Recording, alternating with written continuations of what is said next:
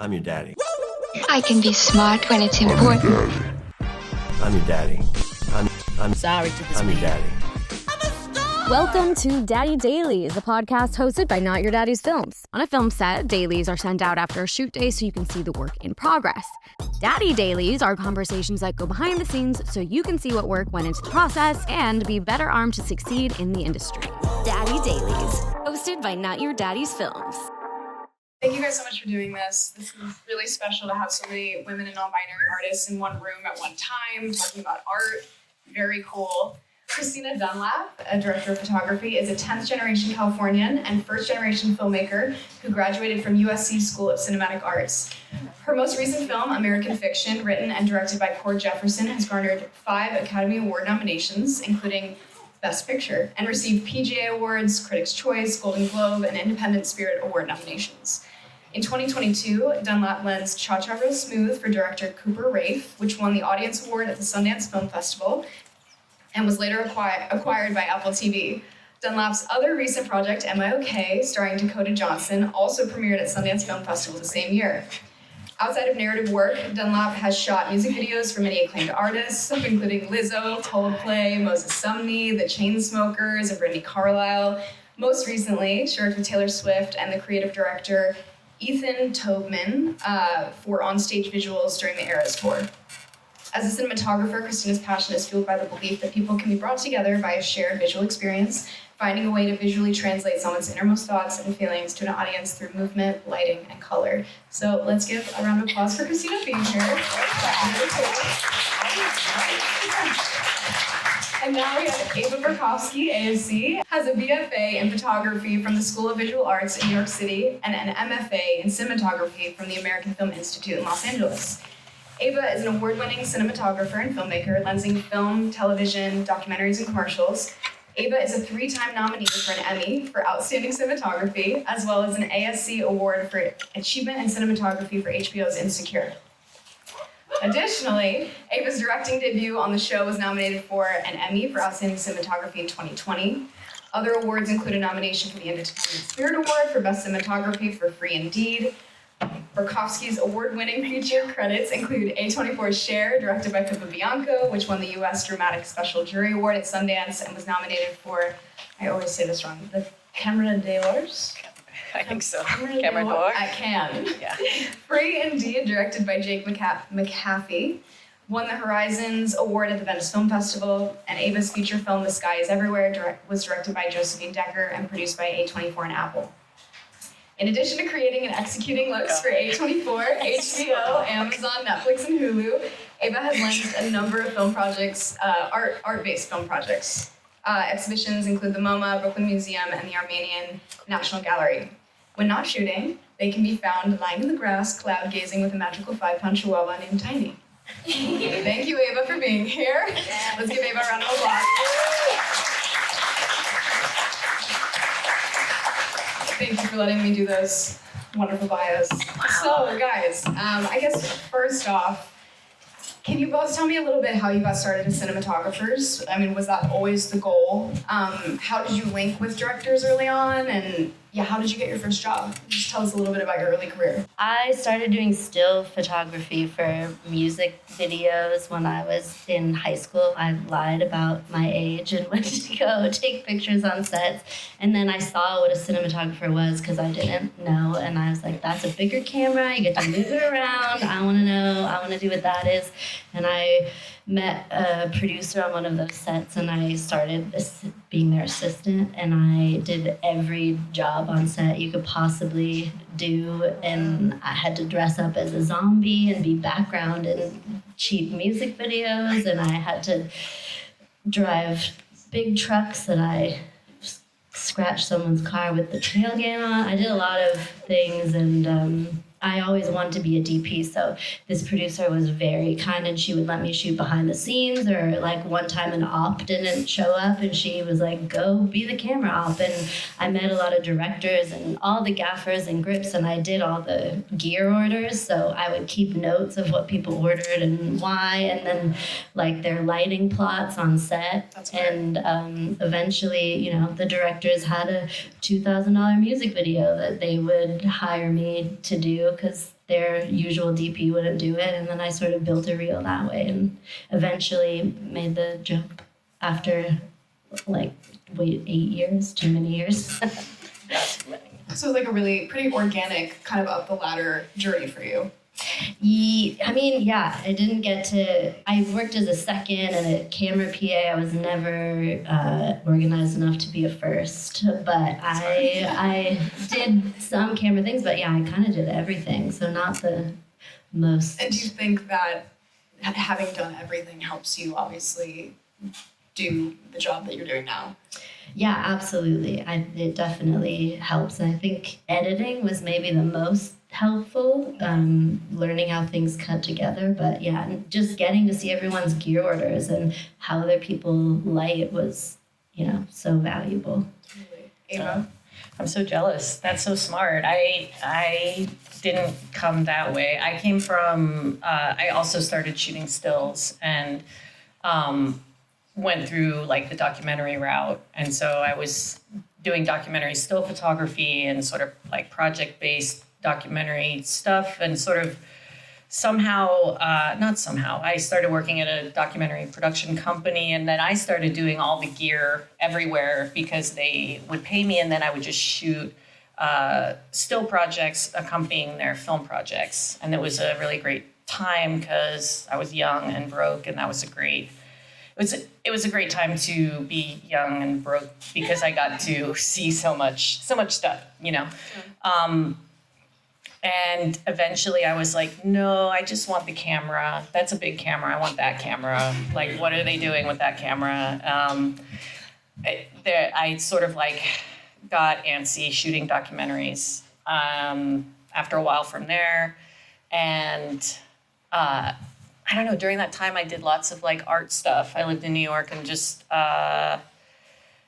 knew a lot of artists who did like film-based work. And so I got to do a lot of like crossover documentary artwork. And eventually I was like, I want an even bigger camera, and I want to understand, I want to get like, I want to be like, really truly know what I'm doing. And so I made the switch I moved here. I went to AFI because I had been self-taught until then. And it's like, I wish I had an opportunity to be on set with other DPs. I'm still like never on set with other DPs. I don't know what they're doing. I want to know. But yeah, so, and then I got, and I've just been shooting since, basically. And how did you guys link with the first directors that you worked with? Do you remember that? Music videos, it was, just being on set and then needing someone that would go shoot something for cheap on the weekends. And then narratively, it was really hard because you're either in the commercial music video space or you're in the narrative space, and they just assume that you can't do both. So what is that? I feel like that's it's changing, but it definitely has been such a thing. Is it changing? It's kind of changing, I guess. Okay. I don't know. No, I still think people because, and this is something I'm sure you can speak to, but like carrying a feature, carrying a narrative television show is so different than carrying a music video or commercials, but it's the same skill sets. Like it's the same kind of brains. And I don't understand why crossing over is such a thing. But it is, I guess I'm saying though that I understand a little bit. But it's very organic for everyone, Right. Yeah. Yeah, I think it's funny because it's always like, oh, no, they've never done a feature that big. But I think it's going backwards that's hard when you're used to all these tools and things, and then you have to go shoot a lower budget thing. That's when they should get worried, not when you have the resources and crew that you need. So a question for you guys. I guess we have so many directors here. Are there any tips early on in their careers that you would give, maybe looking back in hindsight, of like how to best communicate with their camera team? I think there's a lot of the time there's a disconnect of language between a director and a DP, and so I guess, do you guys have any tips for directors in that way?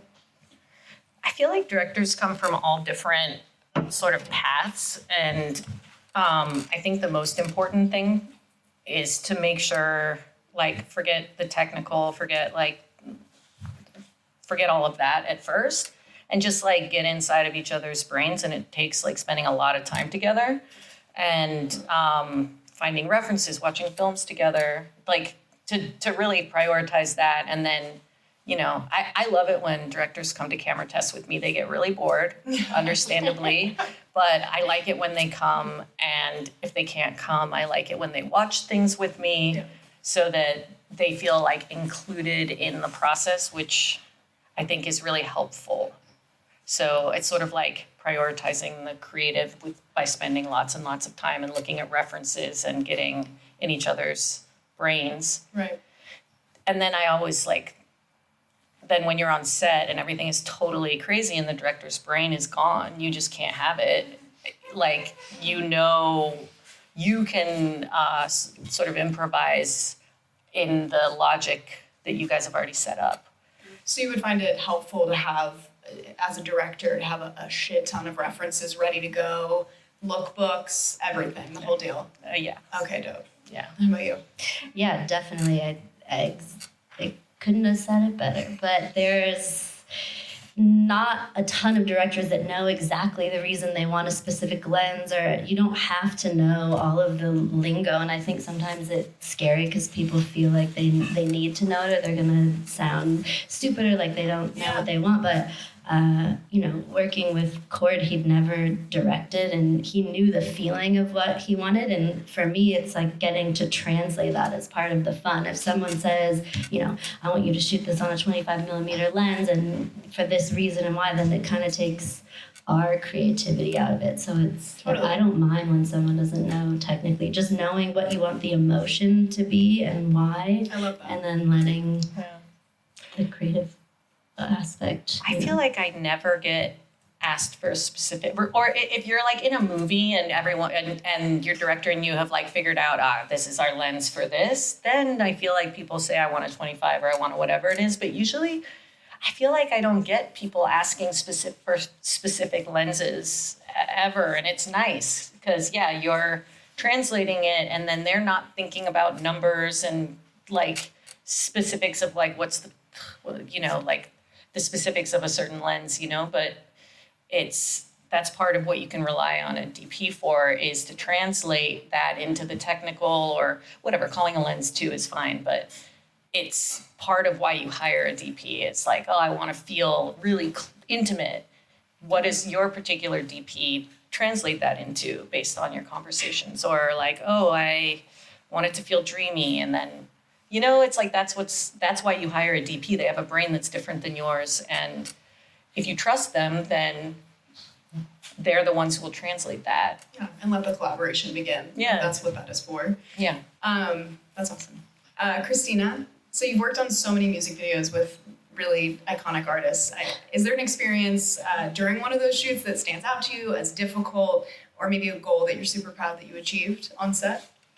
Oh my gosh. I think probably the hardest was I did a long sort of documentary with Moses. It was his entire album visually, Moses Sumney.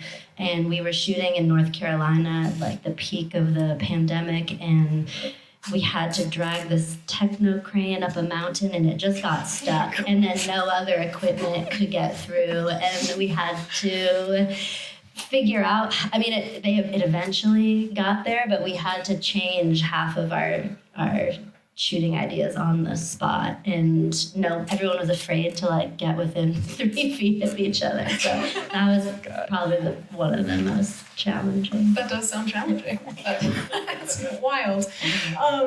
Ava, can you talk about your experience working on Insecure, and then working with different guest directors, and how you achieve a cohesive look for the series while working with so many different types of people? I didn't realize this at the time, but Insecure was really, my experience on it was pretty unusual. I was brought in by like Melina Matsoukas and Issa Rae and the showrunner and other producers, because they were unsatisfied with their look for season 1 for a number of different reasons. So I was brought in to like really pay attention to that. With that, I don't know. I had a lot of creative freedom, and that's normal for the starting DP on a new show. You usually get a lot of creative control, but I got even more, and I didn't realize how that really was. Having been the one who established the look and sort of became very OCD about it, can't help it. Well, because also like on a TV show, sometimes not only do you have rotating directors, you have rotating DPs. Yeah. Because oftentimes we wanted me to shoot all of the episodes of Insecure, but it's actually like physically impossible you can't prep and shoot at the same time for the next episode. So I just like developed literally a lookbook, like a language, like this lens for this is like, and the crew stays the same. So I hire, there's like so much to it. Great. It's such a big question because it's like, basically working with different directors on that show was both great and hard because I was specifically like asked to keep the look very consistent. And so telling a director like, I don't think we can do that is the worst. And I hate it. It's horrible. It's not in my nature. But like, you know, when I didn't do that, I would hear about it and they're like, you have to. And I'm like, okay. And but DPs have to do that in television, and I especially had to do that on that show because we made such a strong look, and the look was not, it wasn't like fast and easy. It was like a pain in the butt, and so directors were not used to necessarily having to deal with that, having to work around the aesthetic of a show, and that was hard for some directors who go from show to show to show. They're like, I'm sorry, what? And you're like, so it could be frustrating for a director coming into the episodic world having to deal with that. Right. And so it was hard for me because I'm like want to please everyone all the time, and it was, but you can't. You held it down and like held it down. I didn't die. Very cool visual language. Did I lose my mic? Oh, I found it. No, amazing. That's awesome. Thank you. Christina, let's talk about American Fiction. How did you come to the project, and what conversations did you have with writer-director Cord Jefferson about the look of the film? And were there any comps that you went to with our lookbook that we're making to bring to directors and directors, how did you do that? Yeah, I mean, it's actually a very special way that I came on the film, and I think it was a really important life lesson that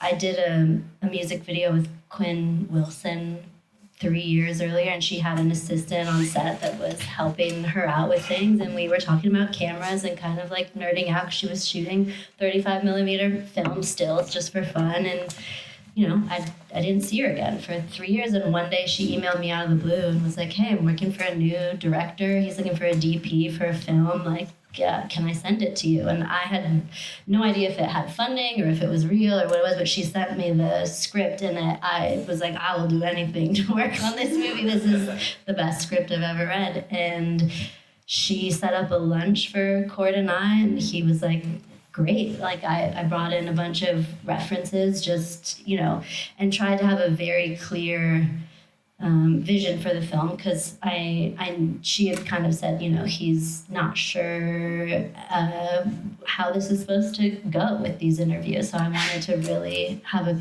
a clear look. And he was like, listen, this was amazing. I would love to hire you, but I didn't realize that the producers were supposed to set up the meeting. So I have to meet with like 8 other DPs, and I didn't know. I'm so sorry. And I kind of found out who he was meeting with, and they were people that had much bigger credits than I had. And I was like, I'm never going to hear from him again. But it's almost good that you didn't know before the meeting. Yeah, it's really good, really good. But he, was like, no, I really liked what you had to say, and felt like you got it. And so we just kept, like Ava was saying, we met for a few months before we started to work on the film because I really wanted to get in his brain and understand the visual language that he was after. And how did you feel working with because you were so experienced at that point, it's like, how did you feel working with a first-time director? How does that work when you guys work with first-time directors? Is that terrifying? Is that cool? Do you get to be creative in a different way almost? Yeah, it's all of those things. I don't want to direct ever. I don't want to have to, it's a lot of questions to answer. I like just to focus on the camera, so I never feel like I want to take their job anyway. I just want to translate what's in their head. And to him, this story was so personal. He had been through a lot of these experiences that were in the book. He often says, I read this book and I felt like someone wrote the book just for me. And so he knew the film, and it was really fun to just work with someone that was like completely open to all ideas. He wasn't jaded in any way. He just wanted to find the truth in all these characters. So that's dope.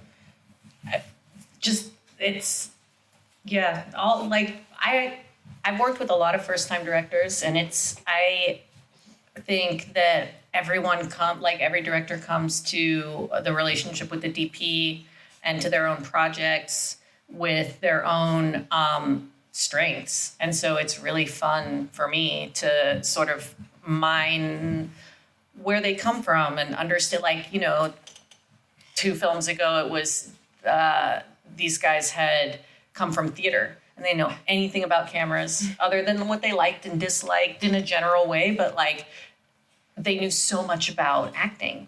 And so for me, I was like, oh, this is so fun to watch and to talk about through their lens. And then, other directors come from commercials. And so they're obsessed with how it looks and that kind of thing. And then you can bring your side. I don't mind working with first-time directors unless they're really, really, really stressed out, and then it stresses me out. Copy, noted. Ava, you've had experience as a director on shows like Insecure, Bel Air, and Rap Shit. How do you advocate for yourself to get a directing slot in series like that? And then how do you think being a DP-informed storytelling as a director? Well, on Insecure, it was very natural because I'd been there for a while and everyone trusted me. And I'd been the person who had to be no guest director. This is how we tend to do this. Why don't we talk about this? Just to keep it in the world. And so everyone was it's a no-brainer that I could have an episode. And it was really fun to direct, and I didn't actually do anything with Bel Air. It was I don't know why it's on my IMDb, but I do. But I almost did. I didn't. COVID. Blah blah. Okay. But I have directed a little bit, and it's fun. It's a different part of my brain. When I DP though, I really, especially since I've directed, I really enjoy the DP role, and I really feel deeper in the DP role and further from the director role now that I kind of have had that experience being in the director role. Yeah. Did I answer that question? Yes. Okay. Good. Yes, you did. Yeah. Can both of you talk about your experience with different camera bodies, what some of your personal favorites are, and then also can you talk about the art of choosing lenses and focal lengths for specific shots, and some tips on that for newer filmmakers or experienced filmmakers.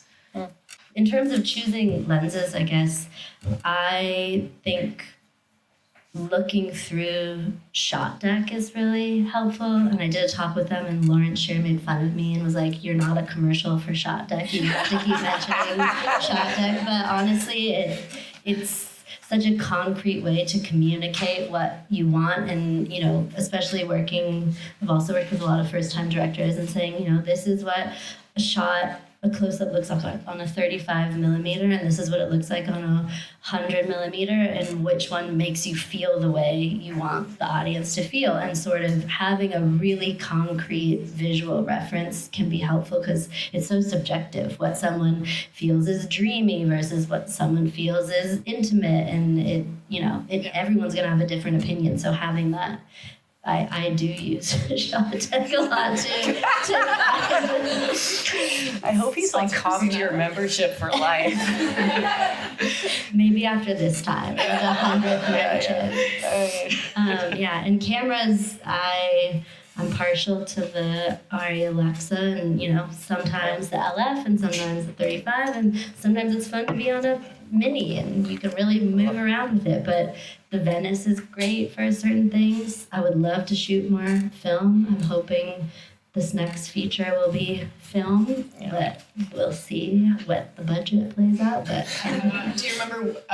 Yes, you remember. What did you shoot? Am I Okay and American Fiction on, and Cha Cha Real Smooth? What did you shoot those on? they were all Alexa, and American Fiction was the Tribe 7 Blackwing lenses, but we did an anamorphic crop on them because I didn't want to shoot on anamorphic lenses for a myriad of reasons, and one of them being we were in practical locations, and I wanted people to connect to the characters in a strong way, and I think sometimes anamorphic is like you're watching a movie, and it can make you feel disconnected in a way. So, and for Cha Cha Real Smooth, oh my God, I'm having a It's all moment. good. It's all good. Yeah, and Am I Okay was on Cooks. Okay, Yeah, nice. Cooks. Wait, what's the question? Your favorite camera bodies and how you pick Just go start again, press the button. I'm also partial to Arri cameras.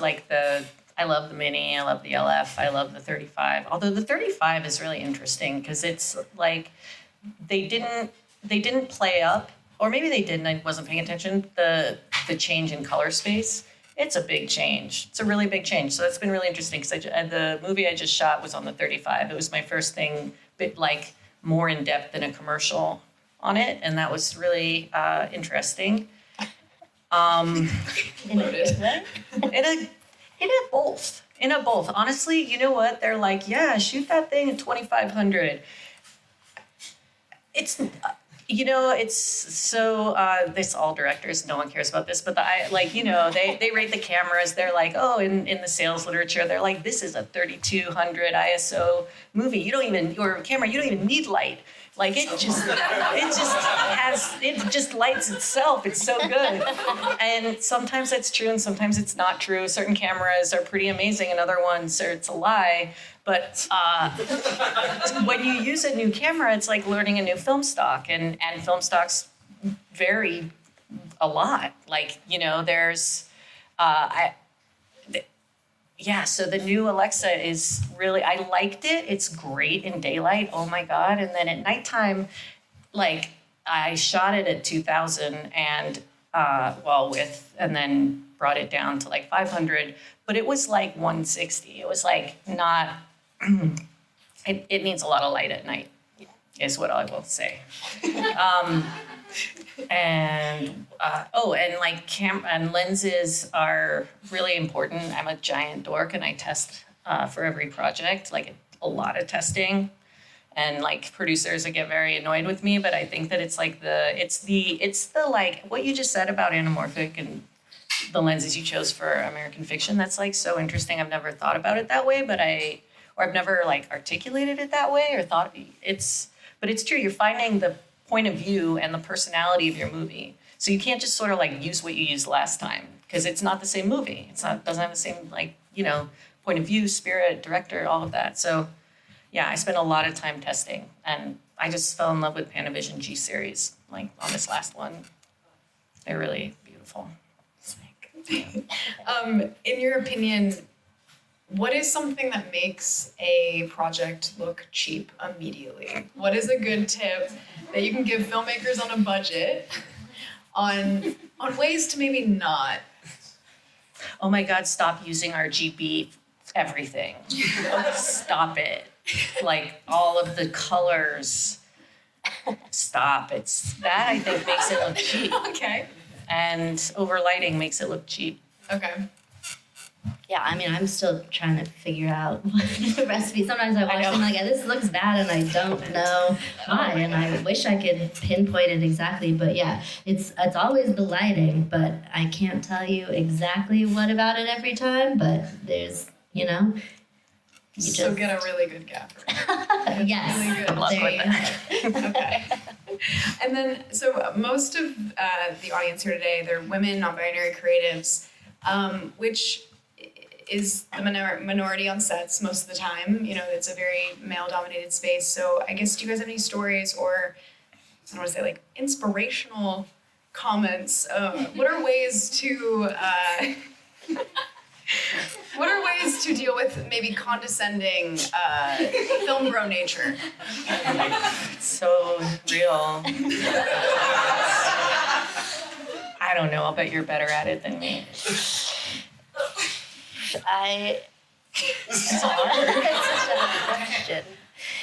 I mean, luckily now I've sort of hired and worked with a lot of people, and I just stay in my crew pod, and sometimes you just gotta let it roll. Maybe that's not the right answer. Maybe you have to confront it head on, but I'm scared of confrontation, so I just ignore and, but I've been on set when people have been offended, and then you have to have a conversation with that person. It's usually not, intended to be bad or hurtful, but it's good to surround yourself with people that have the same sort of ethos and won't say anything offensive. Yeah.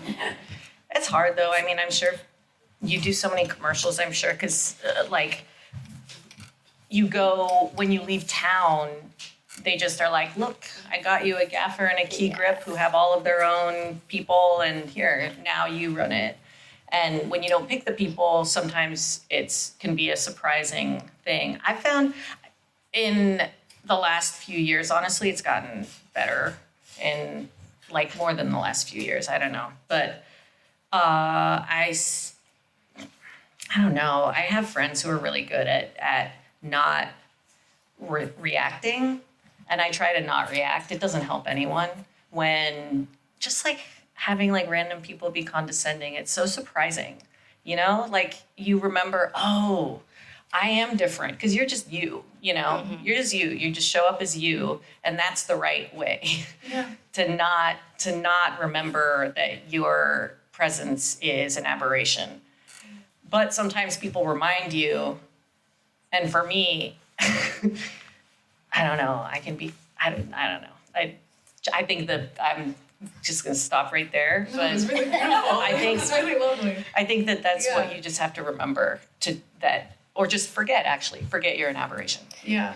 Something I wish I did, but haven't really done is that if someone is, because there have been those sets where you go out of town and someone is just assigned to you and they seem great on a phone call, and then you get on set and they just don't respect you at all. And I am always like, I could ask for a different crew member, but I don't want to make waves and be like the girl who's bitchy and complaining about people. So I've made it work, but there have been circumstances when I think, it was a detriment to the job because I didn't speak up or...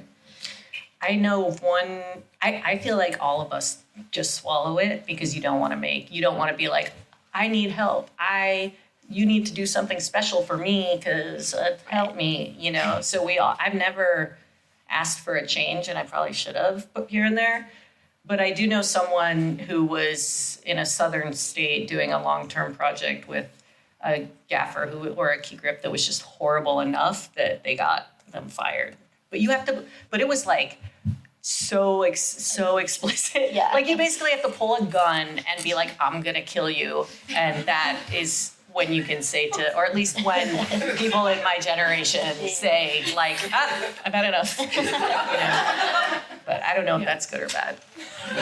Sorry. And I think that's what's so cool about all of us sitting here is, it is changing, and there are so many more people on set to advocate for you. If you're uncomfortable, if someone is, making you feel less than because you're a woman or non-binary or whatever you may be. And it's just really special being able to talk to you guys who have had these experiences and are killing it and doing really amazing things. And I wanted to open up to the audience for questions for like 10 or 15 minutes, if anyone has any. which I'm sure you do. Yes. Hi.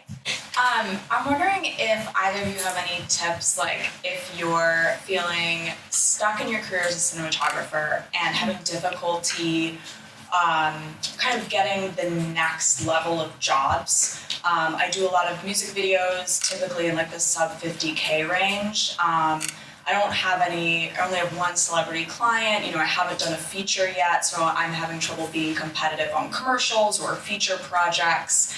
And I've been doing shorts and music videos for years and years and years, but not really progressing in budget levels.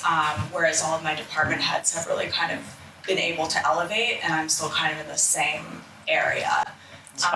Any tips on like how to shake things up? Me too. It's hard. It's really hard.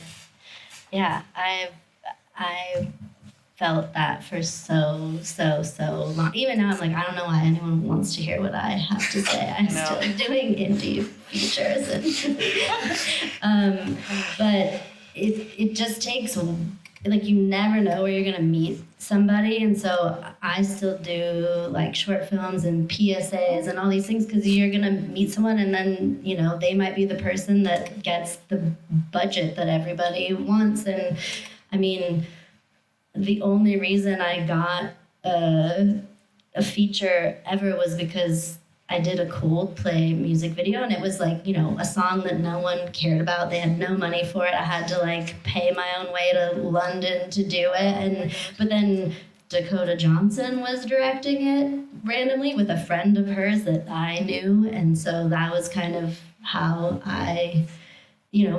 she wasn't able to bring me onto a feature, but she was like, oh yeah, I've worked with her, and she was good. And you never know where it's going to come from and what will be the project that elevates the work or is the thing that the person who has the project you want sees it, and that's exactly what they're looking for. You have to have shot exactly what someone wants for them to. They're like, have you shot a child riding a horse on the beach? Like, oh, you can't shoot a do child this commercial. riding a horse on the beach. It's not gonna. She doesn't have it in her reel. How would she? I mean, does she even know what a horse is? Like, I know it's really frustrating, and I know that everyone feels it a lot, and you get on a good streak, and then you get stuck in a good streak, and you get stuck. And I think that it's luck. It's taking projects. I take no budget projects. Like, if I feel, well, I wish I did more, honestly, because they're better usually.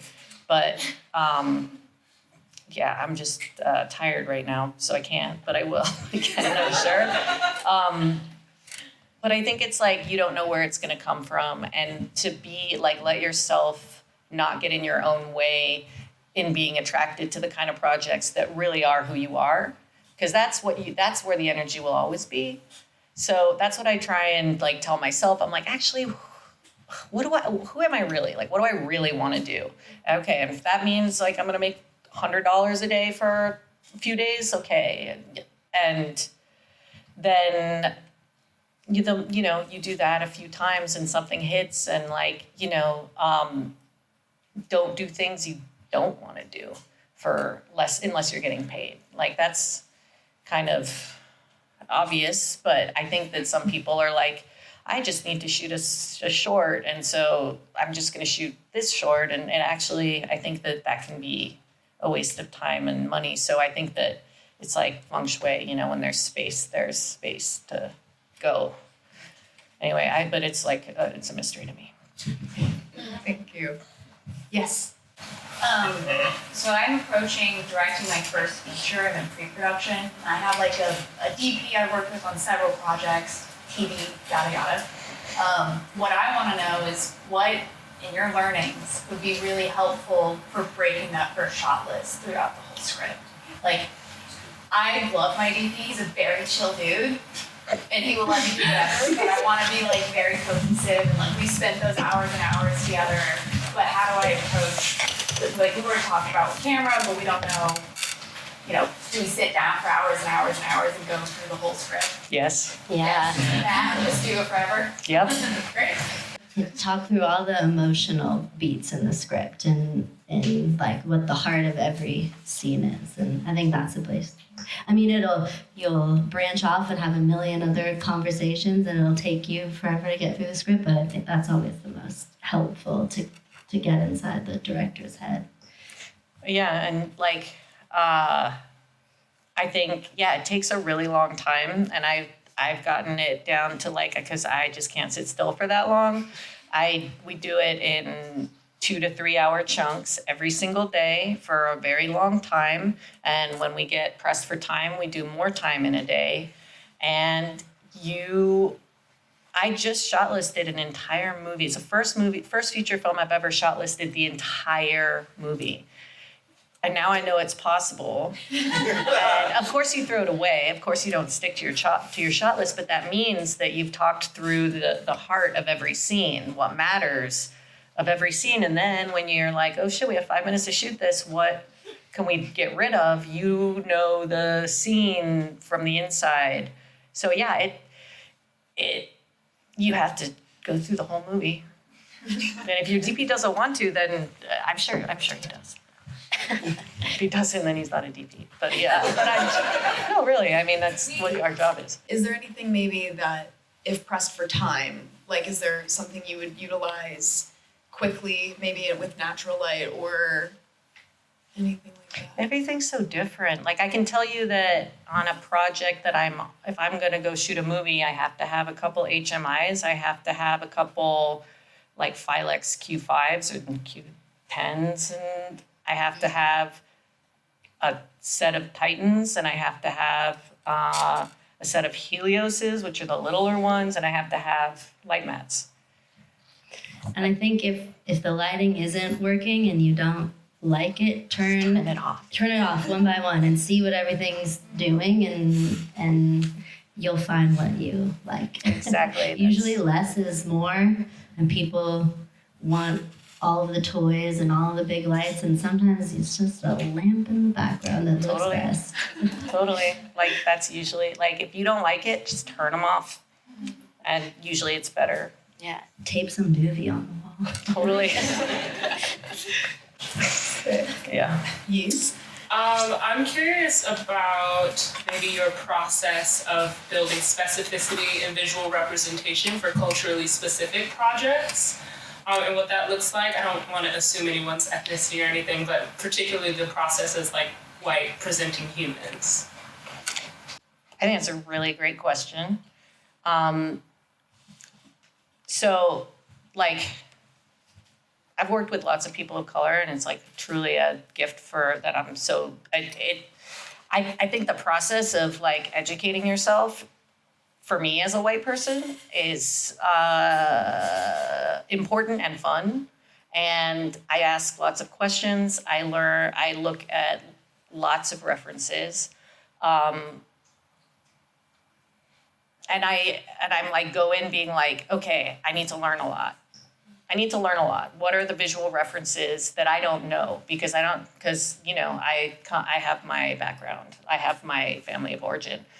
That's its own thing. It's specific. If I'm going into and as a DP, you do this all the time. You go into other people's very specific worlds. And that's like visual language is how, you know, we communicate. And so when you go from like, culturally specific place, a different country, different cultural like niche, whatever, it's like your job as a DP to educate yourself through like the like visual culture. And that's like my passion. That's so fun. Like how you can, what it means. One more. What attracts you to certain directors, and how do you prefer to like foster like long-term or working relationships with them? It always starts with, I think, the script and the project, and if I connect to it, and if I'm reading a script and I'm starting to see it in my mind, then I know I am excited about it. I'm going to be able to bring something to it. And then, you know, usually if I'm that passionate about the script, it's always a good meeting with the director, because we have some shared interests and connection that way. But there have been times when I've met with a director and I've realized we have completely different visions, and I might not be the best person to tell that story. There's always, of course, compromise and meeting in the middle, but yeah, it's always about story, and then just anyone who is open and curious and wants to learn, because that's the way I approach things, and just learning from each other. Yeah. Same. Like usually, like if you read something, you find it exciting, you're gonna have ideas, you're gonna see it, and then you like, I always feel like I'm like a little puppy. I get really excited, and then you go in the meeting and you're like, I'm gonna be honest about what I think here, because you want to make sure you're the right person. And it either is like synergetic or it's not. And sometimes it's not. And you're like, okay, good thing we met, because I'm not right for this. And then other times it is. And then when you make those connections, I don't know, I feel like there's a sense in the world where people always want new, but there's really like a lot of value to like creating deep partnerships. And so I try to just be honest and in developing friendships with the directors I work with, and, being myself, and, it's very personal. Like you're working in a really personal way. So if you don't actually connect with someone, then probably you're not going to work with them again. In filmmaking, that's the case. I think that in other situations, it's not based on that. Thank you. This information is so valuable and so cool. Thank you guys so much for being here. And let's have one more round of applause.